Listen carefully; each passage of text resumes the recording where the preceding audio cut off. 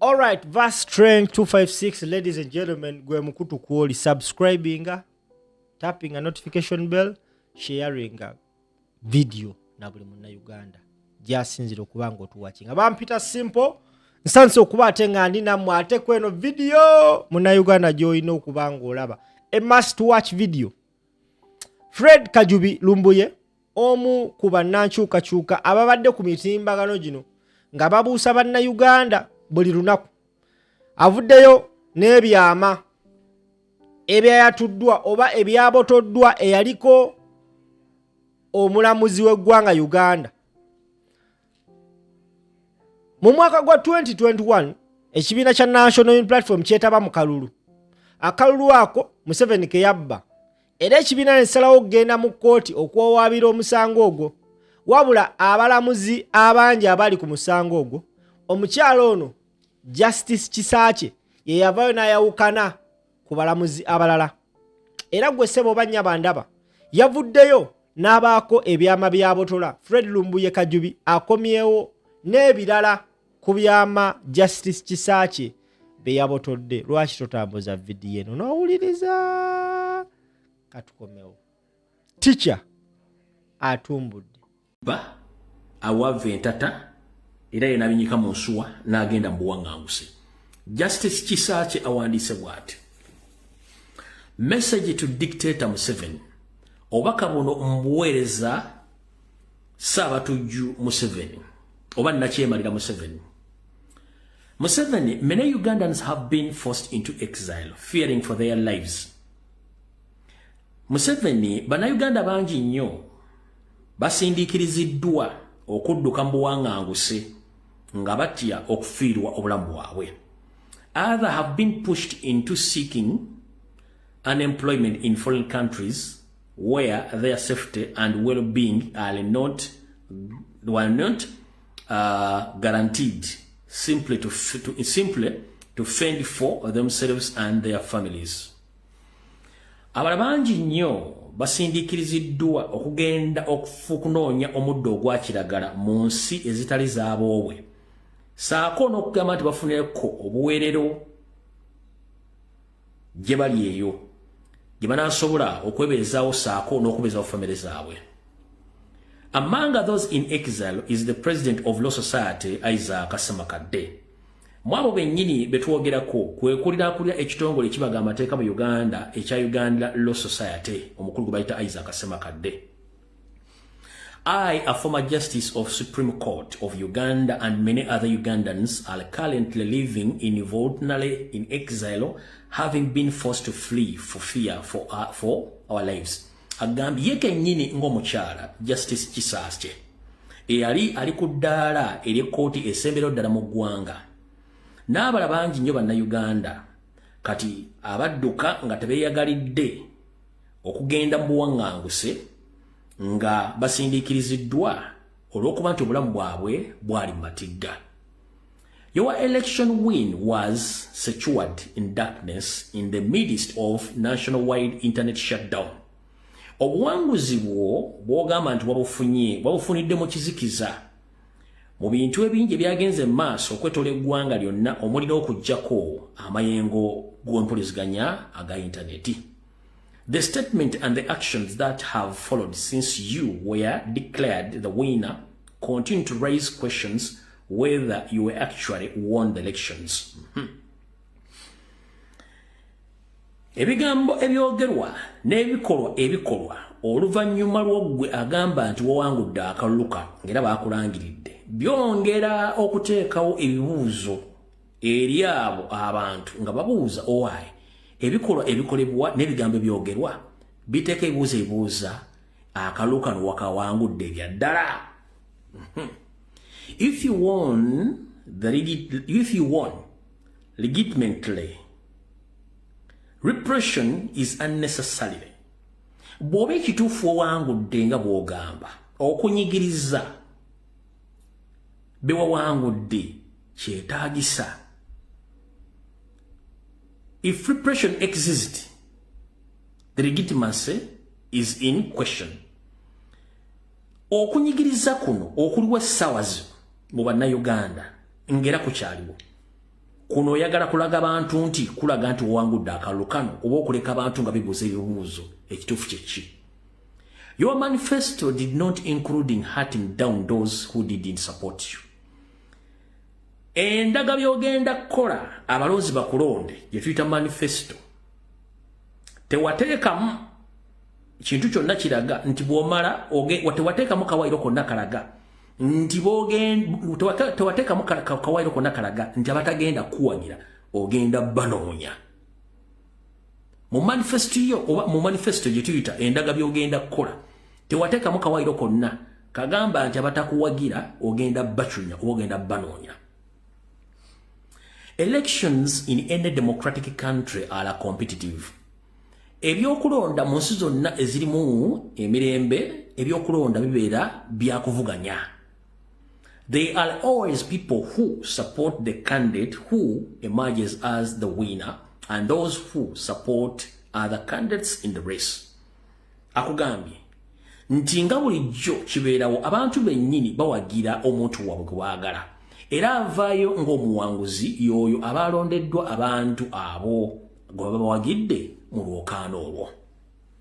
So in Uganda, different from other countries. Mu Uganda wattu kyanjawulo okusinziira ku nsi endala nga bwe bakiraba essaawa zino. Did you expect all Ugandans voters to vote you? Nyandyo Soferi just kisa kya kubuuza nti gwobadde osuubira nti bannayuganda bonna bagenda kulonda kyekibuuzo kyabuuza.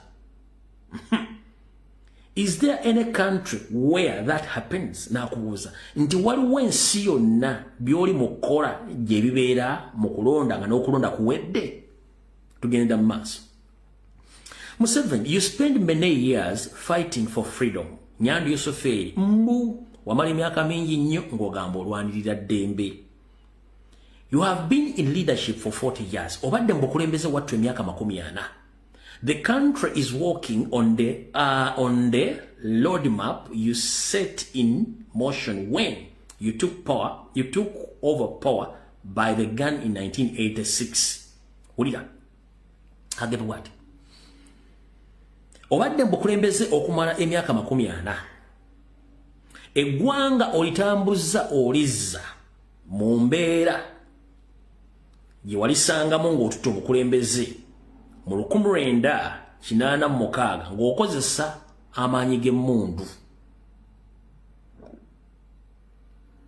which resulted into the 1995 Constitution of Uganda that came into effect under your leadership. Wakozesa emmundu mu 1986 ng'ovumirira ebikola ebyaliwo. Kino kyavaamu gwe kennyini n'oteekawo ssemateeka ol'1995 bannayuganda kwe batambula era n'atandika okukola mu bukulembeze bwe mpaka olwaleero. Mr. Museveni, it said you were born a Ugandan like the citizens now living in fear. Nyandyo Soferi wagamba nti wazaalibwa mu Uganda nga bannayuganda abalala bonna, naye lwaki bannayuganda bali mu kutya essaawa zino? Abalala bali mu makomera, abalala bagenze mu buwaŋŋanguse. Uganda is our only country. Uganda yensi yokka ffe gye tulina. We did not choose to be born in Uganda, but we must live in our motherland. Ffe munnange tetwesalirawo kuzaalibwa mu Uganda. Wabula tulina kubeera mu Uganda kubanga yensi eyaffe enzaaliranwa mwe twazaalibwa. I write to you as a citizen dressing a leader. Nkuwandiikidde nga nze munnamateeka. Nkuwandiikira ng'omuntu munnansi. Okitegedde bulungi nnyo? You control the army, the police, electoral commission, state institution. With the control comes from responsibility. Akugambye nti ebintu byonna bikuli mu ngalo era gwe bivunaanyizibwako. Omuli amagye, poliisi, ekitongole ekikwasaganya mu kubba obulo mu ggwanga, n'ebitongole ebikola ebitongole by'eggwanga byonna bya gavumenti, gwe obiri mu mitambo era gwe obiddukanya era gwe olina obuvunaanyizibwa bwabyo. Please put our house Uganda in order by nze nga Justice Kisaakye nkugamba teeka eggwanga lyaffe mu nkola oba mu nnambika entuufu eggwanga mulina okutambulira. N'amuwandiikira enkola zino wammanga. Esooka, restore the rule of law so that Ugandans can live without fear. Watto Nyandi Osofere, Chief Justice Kisaakye akugambye, zawo enfuga y'amateeka. Bannayuganda bonna basobole okweyagalira mu nsi yaabwe nga tebatidde y'ensooka esooka. Ensengo ey'okubiri, to stop abuses by the security forces and ensure all state institutions act within the law. Yimiriza bunnambiro nnyo abitongole by'okwerinda okulinnyirira eddembe ly'abantu n'ebitongole byonna ebya gavumenti bibenga bikolera mu mateeka y'ensonga ey'okubiri. Ensonga ey'okusatu, allowing all citizens and political actors to exercise their constitutional rights without fear. Mu bunnambiro leka bannansi bonna saako bannabyabufuzi bonna babizannya wattu beegazaanye bulungi nnyo nga beeyambisa constitution yaabwe saako n'eddembe lyabwe nga tebalina kutya kwonna mu ggwanga mwe batudde. Ensonga ey'okuna, returning the country to the constitutional governance where the courts functions independently, political activities is under lawful, citizens are not punished, exiled, imprisoned, silenced, or force their political view. Akugambye za eggwanga lidde nga lifugibwa ku ssemateeka omutuufu, nga ekkooti zikola bulungi nnyo era nga zeeyimiridde busimbalaala, bannabyabufuzi nga babizannya bulungi nga beeyambisa amateeka, bannansi nga tebabonerezebwa n'okusindiikizibwa okgenda mu nsi mu buteeyagalidde mu nsi za Bulaaya okudduka, saako okusiba abantu bonna abatalina misango n'okunyigiriza abantu obutabaako kye boogera mu nsi yabwe okubaziba emimwa olw'okuba nti balina endaba ya njawulo nnyo ku by'obufuzi nga ggwe bw'obiraba. Ensonga ey'okutaano, stop labeling political opponents and other supporters as terrorists or as confused. Lekerawo mwattu okulaba bannabyabufuzi abalala ng'abalabe bo saako n'ababawagira okubafuula abatujju oba okubalita nti bo kye baliko tebakitegeera. Ensonga y'omukaaga, stop the violation and the killings. Lekeraawo obutabanguko n'okutta bannayuganda. You must ensure that all suspects are handled through lawful arrest and tried before competitive courts, not executed by security forces. Akugambe Justice Kisaakye. Fuba okulaba nti abantu bonna b'osuubiriza nti balina emisango gye bazizza bakwatibwe bulungi nga bayita mu mateeka. Era batwalibwe mu makooti gabasalira emisango so si bitongole byakwerinda kwegazaanya ng'ekigotta entula ate bo okubasalira emisango battira n'okubatta n'okubatulugunya nga tebayise mu mateeka ga kooti. Ey'omusanvu, stop abduction of opposition leaders. Lekera obunnambiro okukwata abantu bonna abali ku ludda olw'okuvuganya kikomye bunnambiro. Ensonga y'omunaana, stop terrorizing Ugandans who support political parties. Mu bunnambiro yimiriza okukwata abawagira ebibiina ebivuganya oba ebibiina ebirala ekitali kyo ekya NRM kikomye bunnambiro okubafuula batujju oba okubatonya. Tugenze mu nsonga y'omwenda, stop the siege on your political rivals. Lekera obunnambiro nnyo okulinnyirira okumalako emirembe saako n'okubalumba n'obaliisa akakanja bannabyabufuzi abakuvuganya naddala ng'olumbye amaka gaabwe. Ensonga ey'ekkumi, stop labeling political opponents as terrorists. Lekera obunnambiro nnyo abantu abakuvuganya abatali ba kibiina kyo okubafuula abatujju. Ekigambo kibi nnyo. Wansi n'afundikira ebbaluwa yo ng'egamba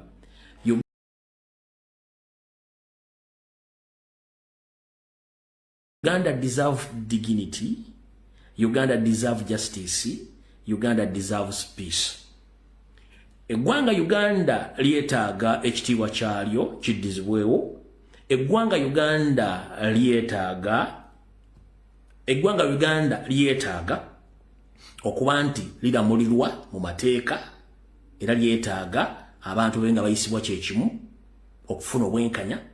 Eggwanga Uganda lietaaga emirembe. Nafundikiranga aga for God and my country.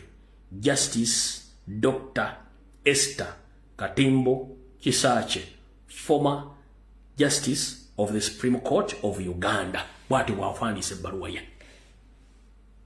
Bwagiwandiisa. Bw'oli ebigo by'omukyalo oyo n'ebigo byetwogera tibyawukana. Ffe tetulina mu lutalo na Museveni.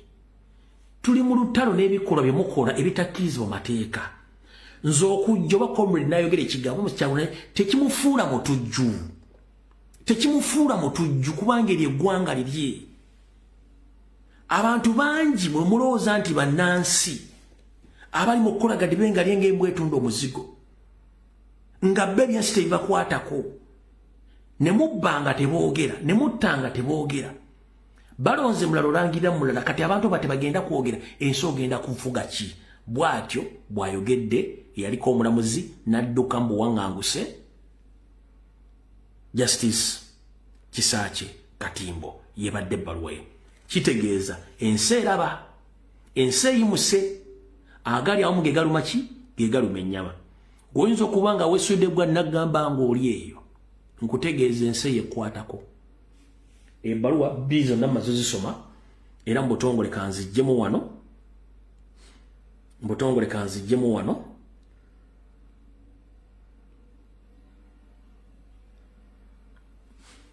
Kati esigadde eddakiika 23.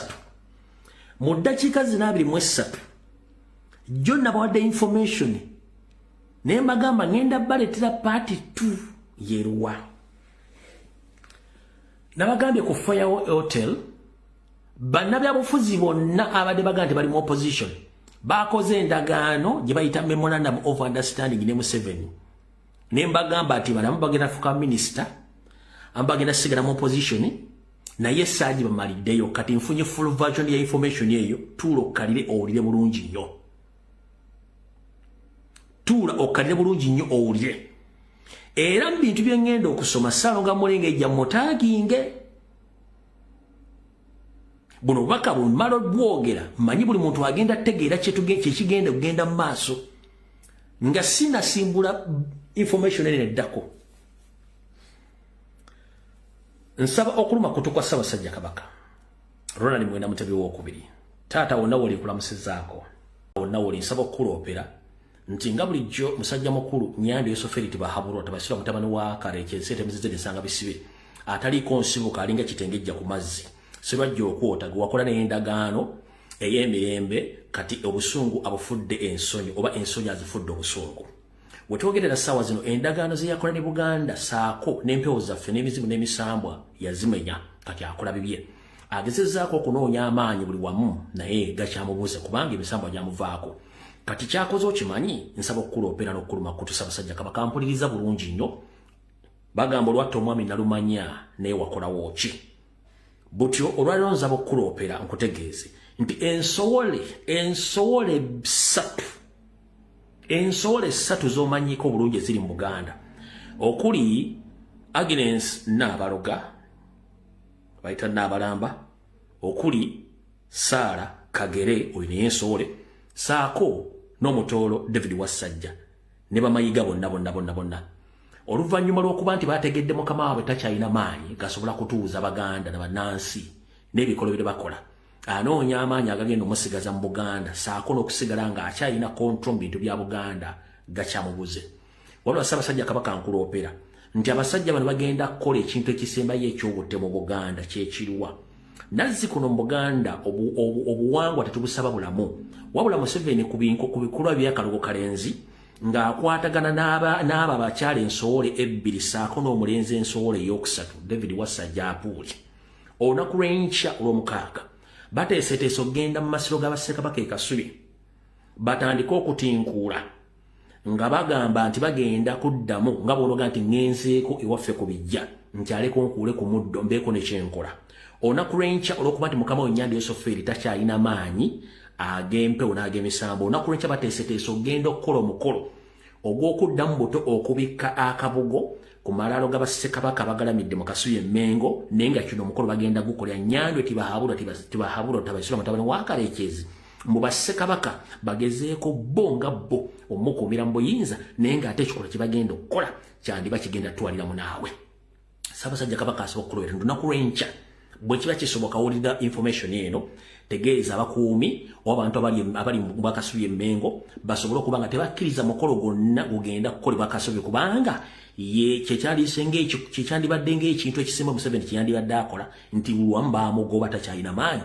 ayagala gajja ku bassekabaka olunaku lw'enkya olw'omukaaga Agnes Nabaloga, Sarah Kagere, David Wasajja, Charles Peter Maigasa nga Mulengejja n'abatemu abanyarwanda abali Mengo abalogo abakoguka mu bikula by'Kalogo Kalenzi olunaku lw'enkya bagenda kwolekera amasiro batandika okukolayo ebikolwa by'obulogo nga bagenda kuba nti beeteeka mu linnya ly'okubikka akabugo ku bassekabaka kumbe bagenda kulogera Museveni era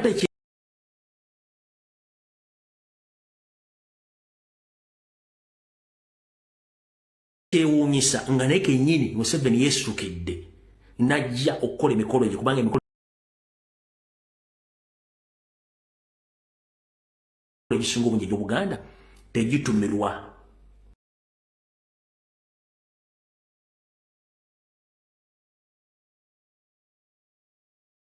n'abalogo abala bali e Mengo bakole omukolo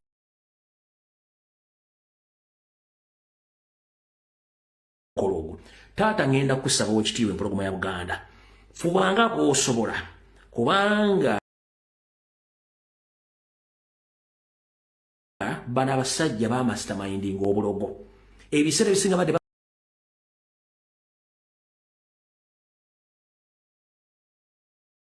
bamufu olunaku okole buli ekisoboka baziize buli muntu yenna okujja mu Kasubi ako otherwise batakikola Ssaabasajja Kabaka munnange ogwange mbangumaliriza sivunaanibwa olw'ensonga nti embuga njirwanidde ebbanga eriwezeeko njagadde okutegeera